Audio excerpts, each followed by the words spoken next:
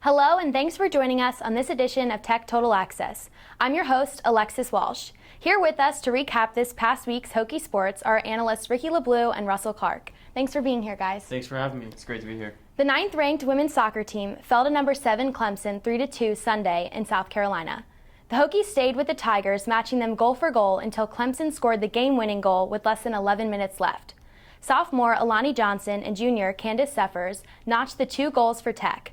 The match ended a stretch of 3 consecutive ACC road games. So what do you guys think about the loss against Clemson? Obviously, this was kind of rough. I mean, you already had that loss against UNC and now another ACC loss to a pretty good Clemson team. Yeah, it's tough to see for this soccer team because, they've been consistently like a top 10 team all year, but their 2 losses have come against teams that are also in the top 10. So while it's a great team, you want to beat those elite programs to really move yourself to the next level. Yeah, I mean, it's unfortunate because you expected them to be at the top of the ACC, and now it seems like they're not really at that top tier. They're kind of a rung down on the ladder. So hopefully they can kind of rebound and keep it going and still finish pretty high up in the ACC. Absolutely. Well, thanks, guys. The team will match up at home against Miami for the 4th ACC match in a row tomorrow night at 7. The men's soccer team had some success last week when they shut out the West Virginia Mountaineers 2-0. Reporter Grayson Wimbush has more on the game. I'm here at Thompson Field where the Virginia Tech Hokies have just beaten the West Virginia Mountaineers 2-0. The Virginia Tech Hokies men's soccer team showed up strong against the West Virginia Mountaineers, establishing a strong defensive backfield early in the first half. The Hokies diligently kept after the ball, setting up several breakaways that were all halted by an extremely tough West Virginia defensive scheme. Both teams showed aggression and even saw a few dirty plays in the beginning of the match. Hokie defender Rodrigo Zampieri received a yellow card after slide tackling West Virginia goalkeeper Alec Bariner. The first half finished scoreless. In the second half of the match, the Hokies came out knowing their game plan and started attacking the Mountaineers early, forcing their defense to make mistakes. Midfielder Sam Esame scored for the Hokies first, firing a header into the bottom right corner of the goal.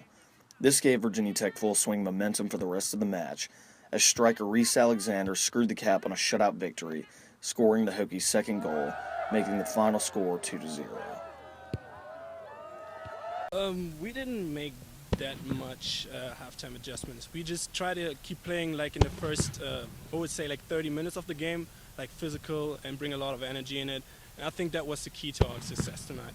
It's a team effort. It's good to score, obviously, but happy that the boys had 2-goal cushion, so we can go defend the rest of the game. Had a clean sheet, so we just have to keep working on our defending and really mental lapses. We take breaks every once in a while, and again, in our league with the schedule that we put together, you can't take those breaks. And so we're just going to keep encouraging the guys with that, showing them some video, and trying to get better. That's the way it goes. You just always want to get better after every game. For Virginia Tech TV, I'm Grayson Wimbush, bringing you inside the action. The Hokies traveled to Pittsburgh last Friday to battle the Panthers in a match that ended in a 0-0 double overtime draw. The draw bumped the Hokies up into 4th place in the Coastal Division in front of both Pittsburgh and Duke. All right, guys, so what do you think about those games? Well, for me, it was Ben Lundgaard as the goalie. He was phenomenal, didn't allow a goal in either of those games, and had saves pretty much in every few minutes. Yeah, like you said, 6 saves against West Virginia and just absolutely shut them out. They won 2-0. It's great to get a shutout win like that, especially for a team that's been struggling.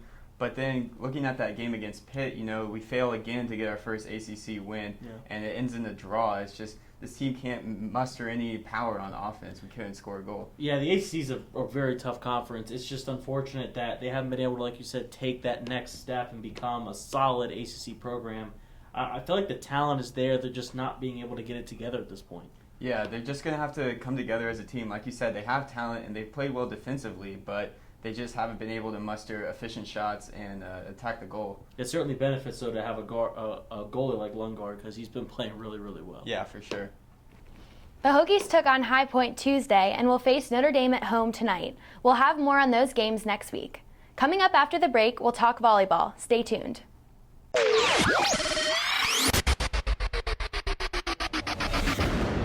Hey, did you know 2.4 million loving cats and dogs in shelters and rescues need our help to find a home? Let's go to theshelterpetproject.org and meet if you are in a shelter near you. Harlow, oh, she's one great listener who loves to hear all your stories. My kind of cat. Cerulo is a sweet, goofy boy who's eager to please. Sounds just like another dog I know. So go to theshelterpetproject.org, search your local shelters and rescues, and go for a cuddle with your next best friend. Adopt. They said a bottle was just a bottle.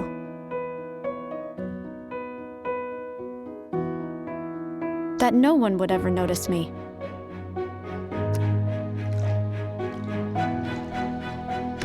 But I knew I could be more.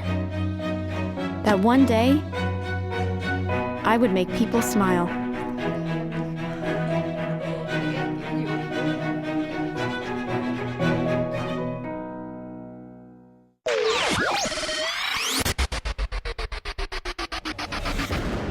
The volleyball team swept Boston College 3-0 last Friday in Massachusetts. With the win, the Hokies improved to 12-5 and 3-2 in the ACC. Lindsay Owens led the team with 14 kills, followed by Kennedy Bryan and Amanda McKenzie, who each added 10. 2 days later, on Sunday, the Hokies dropped in a heartbreaking loss to Syracuse 3-2. Tech won the second and third sets, but were unable to claim the final set, losing 15-7. Once again, Lindsay Owens led the team with 18 kills and 14 digs to record her 9th double-double of the year. Kennedy Bryan followed with 15 kills. All right, guys, so what are your thoughts on those games? Well, they looked really dominant in the game against BC. You know, they won all 3 sets, and while they started the third set kind of slow and fell behind, they were able to finish off and get the shutout win. Yeah, that was big for them, but then they kind of followed up against Syracuse. They have a 3-1 lead, and they come back, lose the fourth, or excuse me, they have a 2-1 lead, lose the fourth set, and then lose the tie break 15-7. It just seems like they aren't really efficient enough on the offensive end. Yeah, that's kind of been the story of their season. Is their inconsistent play, especially within the ACC. You know, they look good one week and win, and then the next game they drop it. So they just need to kind of focus and move forward. And they'll have another shot at Syracuse towards the end of the season, so hopefully they can win that game. Yeah, for me, Lindsay Owens, she just kind of struggled against Syracuse. Her kill percentage is only like 13%. That's not going to cut it, whereas Kennedy Bryan was up near 43%. She had 15 kills. I thought she was pretty impressive against Syracuse, even in that loss. Yeah, I mean, it's a great team to watch, and we expect big things from them because they definitely have the talent. We just like to see those wins go on the paper. Yeah, definitely. Thanks, guys. The team is back on the court tonight against Clemson. We'll have more on that game next week. The men's basketball team had their annual media day Monday, where head coach Buzz Williams and players could talk about their upcoming season. Take a look. I think the old coaches had it figured out. I think football coaches for sure have it figured out. I think the more you can redshirt guys, the better, because it's hard to quantify the growth that kids go through, not only on the floor or on the field, but also off the field. I think it's superb for them academically. I think they mature and evolve in a much more refined way. Seth is a good player. He'll be a good player throughout his career for us, just like he was at Maryland. I think it's also hard to quantify how hard it is for kids that their whole life have played to not be able to play. Zach and Seth both were mature in how they handled not being able to play. Because when you get to probably post-Christmas, there's not much of a role for them. Even when you kind of try to create one. They like being scout team guys. But other than that, it's hard. I think Seth will be a coach when his career's over. I also think Zach will be a coach. There'll be 2 different types of coaches, but those 2 guys were clued in throughout the year, and I think they matured in a way that we'll benefit from. There's a little bit more unique enthusiasm from those 2 guys because they know they finally get to put on a uniform, and that's been healthy for the rest of our guys. To be honest, I'm not sure. I think we're going to figure that out in the next couple days when we go to training camp and we go through practice. I think we're going to really try to find our identity as a team. Matt's pretty jolly himself. When it first happened, he was down, and everybody was here around him. Hey, we prayed for him a lot. But now, like, you can see he's smiling, joking around. He's good. he's recovering faster than he thought he would, but he's just going at it every day, going at it. Well, our physical appearance is way different, and I think it'll be. I think we'll make a big jump. I think we'll surprise people, and I think people are still sleeping on us. All right, so what are you guys expecting from the basketball team this year? I think right now the biggest issue is filling a Medhill spot in the rotation. He has that PCL tear in his knee, and apparently it's not going that well. He could be redshirted this year. Buzz is not really inclined to play him at this point, and losing him, a guy who can shoot the three, plays pretty good defense, he's flexible, can cover multiple different positions. I'm curious to see who's going to take that spot.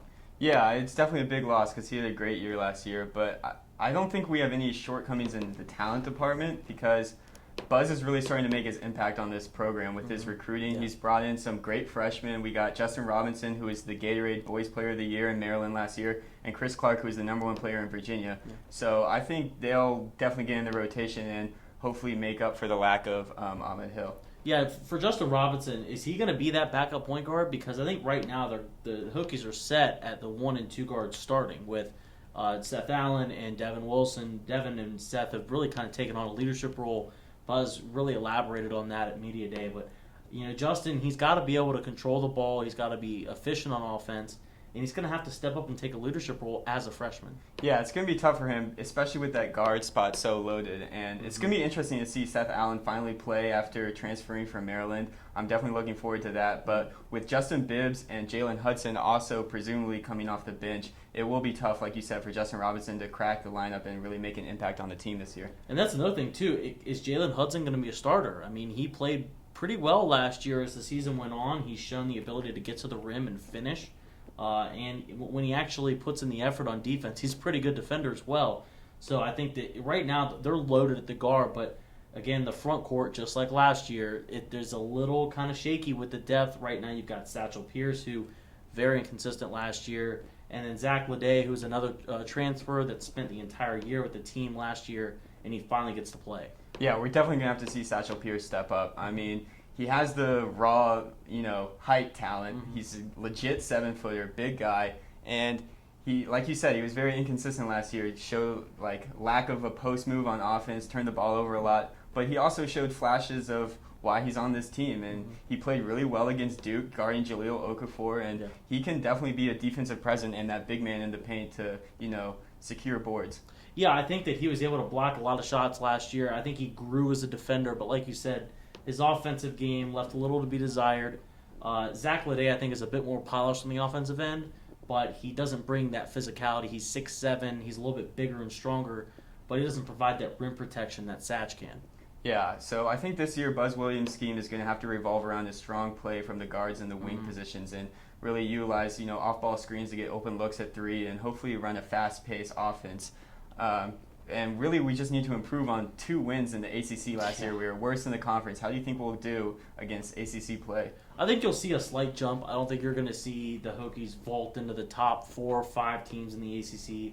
I don't think that the experience is there yet. I don't think that the talent level is there yet. However, they will be much, much more competitive. I think you'll see that not only in the non-conference schedule, but in the conference schedule as well. I think that they could be a 7-8 seed in the ACC tournament and win a couple games. Yeah, I mean, I don't expect them to beat out Duke and UNC in those, storied programs, but I think we can fare well against some of the lower teams like Wake Forest and Miami and Florida State. So I think we'll definitely improve on last season. Maybe get 500 in the ACC would be really nice. I think that's actually a really good goal for them to shoot for. This is only the second year in Buzz Williams' transformation and kind of rebuild of this program, this reboot.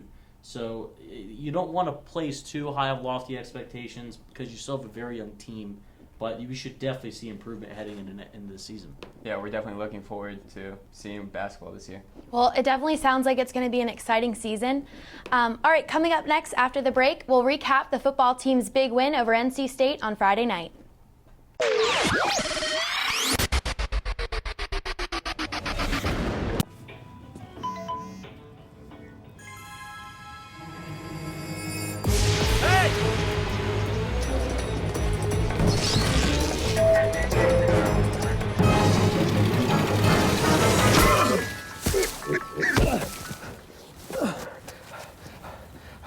So, same time next week? Well, of course. Put away a few bucks, feel like $1 million. For free tips to help you save, go to Feed the Pig.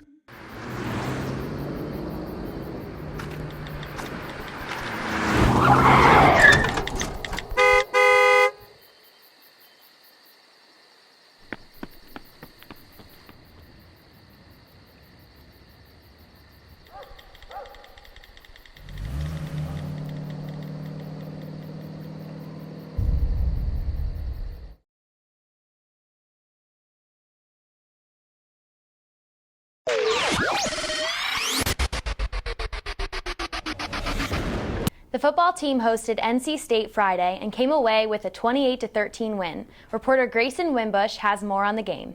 I'm here at Lane Stadium where the Virginia Tech Hokies have just beaten the North Carolina State Wolfpack 28-13. On October 9th, the Hokies entered Lane Stadium to a loud, hostile atmosphere to take on the North Carolina State Wolfpack. After the Wolfpack took an early 10-0 lead in the first 15 minutes of the game, the Hokies rallied behind quarterback Brendan Motley, who linked up with the receiver Isaiah Ford an astounding 3 times to put the Hokies up 21-10 at the half. In the third quarter, both the Hokies and the Wolfpack struggled to get anything going on offense. After a long defensive battle in the third quarter, freshman running back Trayvon McMillan had an explosive 59-yard touchdown run in the final minutes of the game to seal the cap on the Hokies' 28-13 win over the North Carolina State Wolfpack. Here at Lane Stadium, I'm Grayson Wimbush bringing you. All right, so guys, last week, Ricky, you predicted that the Hokies were gonna lose, while Russell, you predicted the win. So what are your thoughts?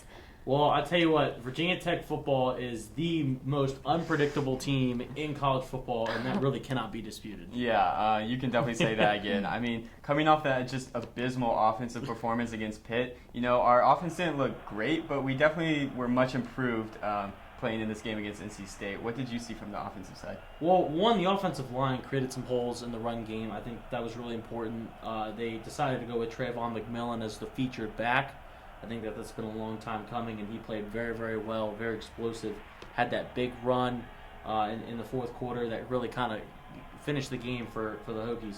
But also, Brendan Motley, so tough. I mean, the guy took hit after hit after hit, and he kept playing through it. I mean, at one point, it looked like Dwayne Lawson was going to have to finish the game, but Brendan Motley comes back, finishes it off, obviously limping. You could tell he was hurt, so I think you have to give a lot of credit to that guy. I mean, Motley's just been... He's filled in pretty well, I think, for Brewer. Yeah, I have to apologize for calling Motley out on the show last week. I said he didn't have any good pocket presence, but he definitely stood strong, and, you know, when he got hit, he got right back up, and he refused to come out of the game for the most part. And, you know, overall, he only completed about 50% of his passes, so it wasn't great, but he just played absolutely phenomenal in the second quarter there. Just him and Isaiah Ford were that magical connection. I don't know where that came from, but I hope I see a lot more of it. I mean, Motley, he was... hitting long passes and rolling out the pocket and doing it all, really. Yeah, I know. Isaiah Ford had those 3 touchdowns in the second quarter. It just seemed like no matter what NC State did, they couldn't guard him. But now I want to talk about the defense, about how they were able to keep Jacoby Brissett, who didn't throw an interception until hadn't thrown a pick for some 240 pass attempts. Finally throws one in the fourth quarter against Tech. They kind of contained him pretty well. I thought they were able to adjust to the option, which I don't think they were really expecting to see that much from NC State, and they kind of bottled him up. Yeah, Jacoby Brissett, he's a guy who's on the radar for NFL scouts, and we played really well against him. Both our coverage downfield and also pressuring him from the defensive line. You know, their one touchdown that they threw, it was pretty well covered by Chuck Clark. Yeah. So, you know, those things that's part of the game. And then Adonis Alexander also came up with a great interception, so I thought we played really well against him. Yeah, for me, my defensive MVP is Brandon Faison. I saw him flying all over the field against NC State.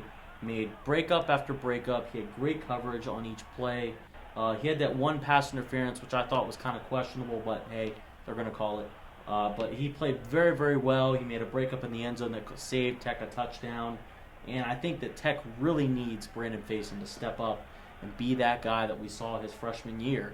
Because without Kendall Fuller, you really don't have that top number 1 corner without Faison. Yeah, absolutely. His freshman year, like you said, he showed that he has the talent to be that shutdown corner, and without Fuller now, he's really coming back into his own after that season-ending injury last year. So it's great to see that.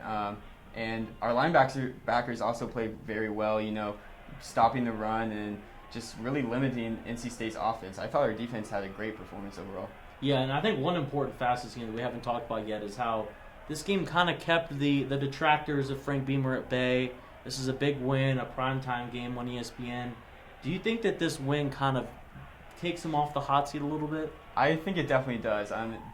It wasn't technically a must-win game, but it was a game that we really needed to win in order to make a serious run at an ACC championship this year. It moves us to now 1-1 in the ACC, and with a tough schedule coming up, every win is very important. And if we had fallen to 0-2 in the ACC, then yeah, Beamer would have definitely been on the hot seat. And I don't think he's really in danger of losing his job just because of his legacy here, but questions would definitely be out there. Well, I think the questions were already there, and I think that they're still there. I mean, this is a win against a good team at the NC State, but we've all seen this before. This story is not new to Tech fans.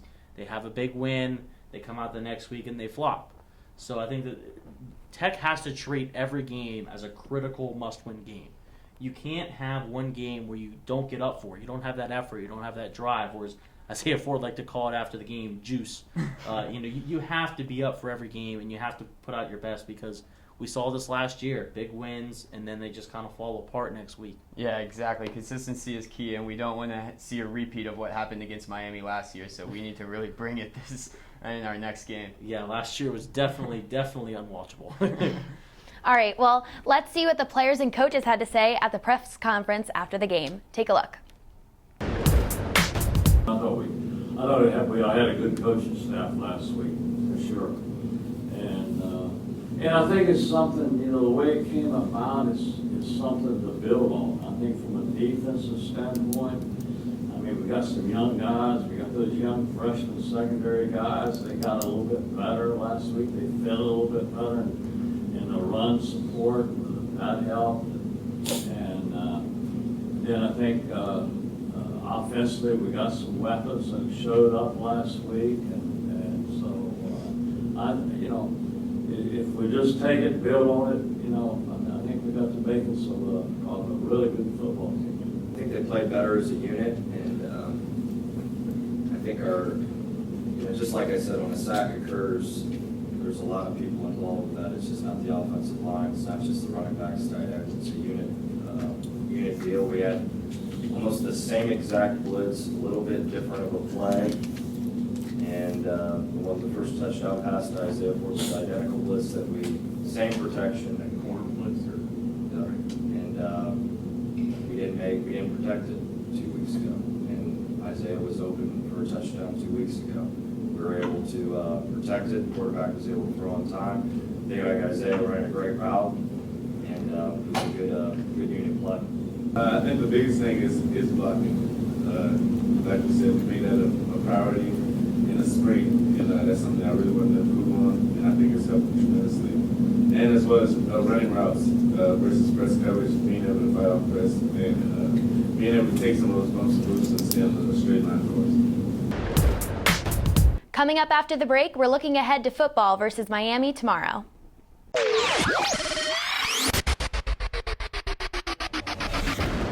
It's a beautiful day out here. Sunny today with light breezes, giving way to clouds in the afternoon. We could see some light precipitation to moderate precipitation later on, followed by powerful storm-like conditions. 90 miles per hour winds are expected. Authorities are asking everyone, stay indoors. Come on, that's it. Let's go.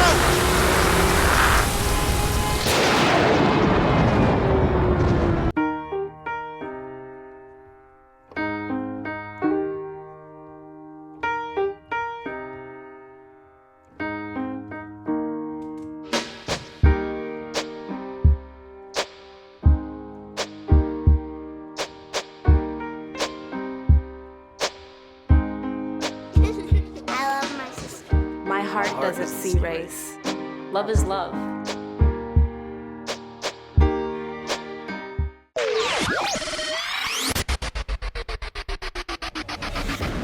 Okay, so Ricky and Russell, the Hokies are taking on Miami tomorrow. Personally, I think we're going to pull out a win, 27-24, but what are you guys thinking?